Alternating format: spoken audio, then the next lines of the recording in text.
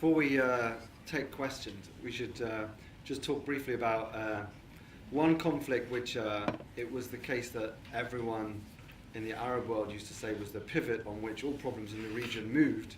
And now we've talked about all the problems that there are, and Israel and the Palestinians doesn't really figure. I think the last few years has definitely shown the myth that people used to say it's all about the Arab-Israeli conflict. We now know that it's nothing to do with the Arab-Israeli conflict, but we still have a problem. The state that was established by the UN in 1947, a Jewish state and an Arab state, never came into being in that way. And you said a wonderful line recently where you said that the Palestinian state hasn't even been established, but they've already split up into two states. One Hamas state in Gaza and the Palestinian Authority in the West Bank. So I think for the last few minutes, if you can tell us, what you think is the path that we should perhaps be pursuing with the Palestinians. Well, first of all, it is as clear as daylight now, although some people still haven't caught on, but that the Palestinian issue is not the pivot of everything in the Middle East. I mean, it's pretty obvious that it isn't. And the problems of the Middle East, ISIS and Syria and everything we've spoken about, has absolutely nothing to do with the Palestinian issue. But the Palestinian issue has a lot to do with Israel, and Israel has a lot to do with the Palestinian issue, whether we like it or not. And it doesn't matter how we theorize about the Middle East. The Palestinian problem is a problem for Israel. It doesn't matter what else happens in the Middle East. And I don't think that we should take on any particular Palestinian policy because the world thinks that this is going to straighten out the Middle East, or because we think we'll fix the Middle East by doing so. But we have to think about what is good for Israel. And here we have to think about, basics. Why? The most basic question, which I think we don't ask ourselves frequently enough. I mean, why are we there in the first place? What are we trying to do in Israel? Why are we there? Jews live pretty well in many places. Why do we need Israel? The raison d'etre of Israel is as the nation state of the Jewish people. And I would add to that the democratic nation state of the Jewish people. We cannot remain the democratic nation state of the Jewish people unless we do something on Palestine. We cannot maintain the status quo, which means hanging on to the West Bank,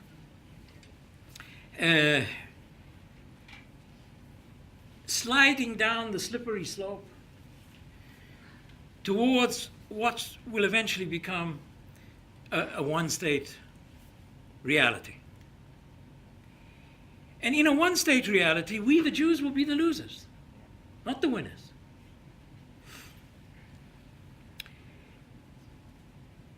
Are the Palestinians ready to make peace with us? I don't think so.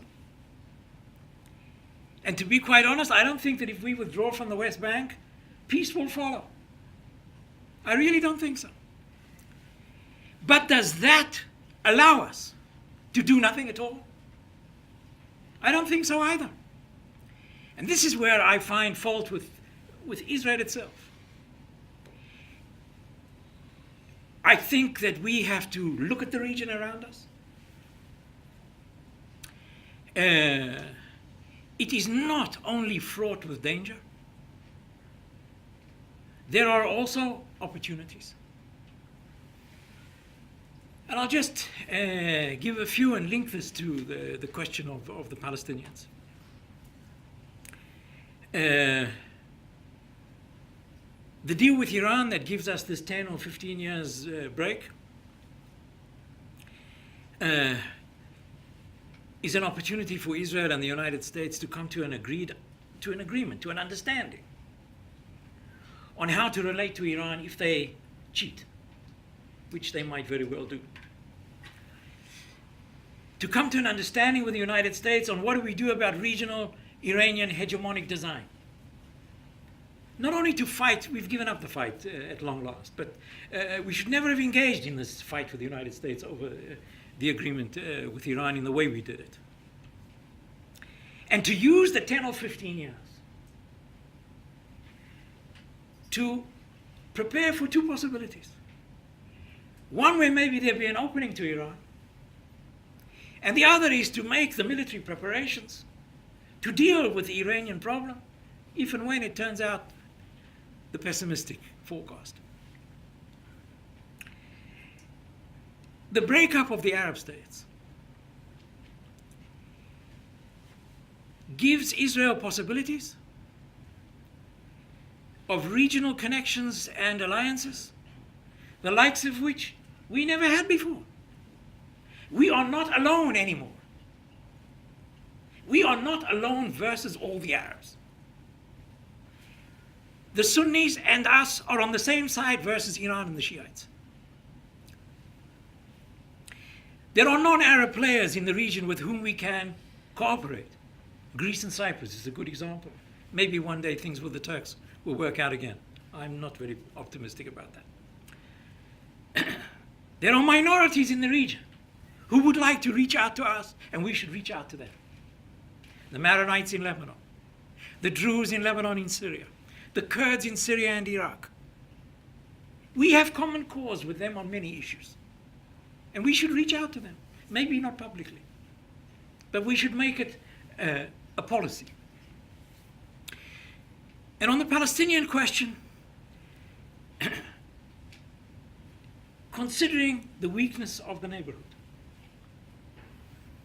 we have the capacity to organize our neighborhood more or less as we see fit. There is no serious conventional military threat to Israel at present. We have not fought a war with any Arab state for 43 years. Remember, we have peace with Egypt and with Jordan. And you can, people could say cold peace, hot peace, and complain. But the fact of the matter is, these are two states that do not threaten us militarily. Syria had a very big army of which we were terribly concerned. It's gone. There is no Syrian army anymore. This is an opportunity. And I think that we are overstating the possible threat that can emerge to Israel in the West Bank.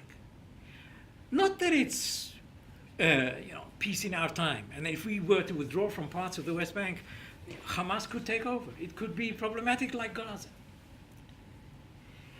But I would say we should look at Gaza and there are two models, the Gaza model and the model of the West Bank and Jerusalem. Which is better for Israel? We withdrew from Gaza, and we are managing our problem with Gaza from without, not through occupation, by deterrence against a very hostile force which rules Gaza.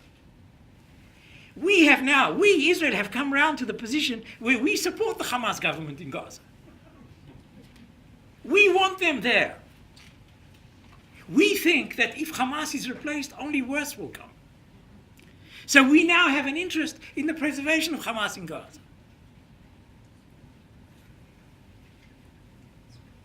Whereas the West Bank and Jerusalem is what the one-state reality of the future is going to look like. That's the picture we have now for the last 4 months. That's the future, my friends. Enjoy it. Not only will we have that, but it will cross increasingly into Israel, where the Arabs in Israel will eventually join in this game, as one did just a few weeks ago in Tel Aviv. We must think of a way of effectively disengaging from Palestine, with or without peace. And we have to think of taking gradual actions, Not anything really dramatic.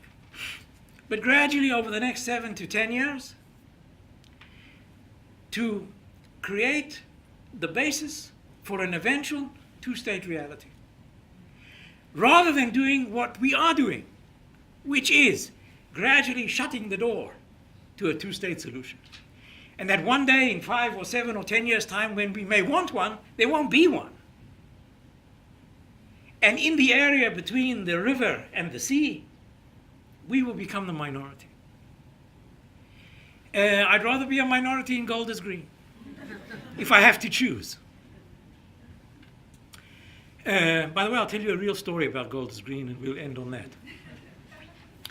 In 1947, the Irgun hanged 2 sergeants from the British Army in an orange grove just outside Netanya, in revenge for the hanging of an Irgun person by the British.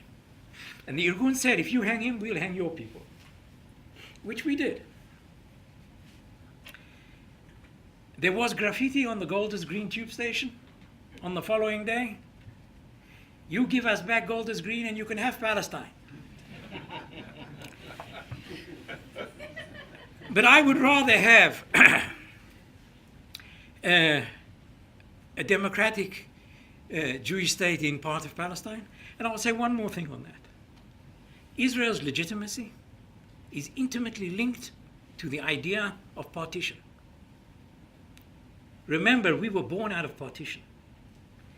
And it is out of partition that the international community recognized Israel. And where we are losing with the international community now is because we are deemed to be those who are abandoning partition. This labeling by the European Union of goods from the West Bank is not about Israel. They are not condemning Israel.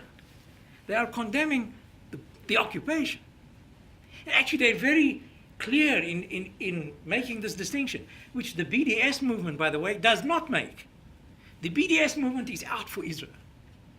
But we must not play into the hands of the BDS movement by giving them unnecessary ammunition by abandoning the principle of partition, because our legitimacy is closely linked to that. And I think it's important for us to realize that.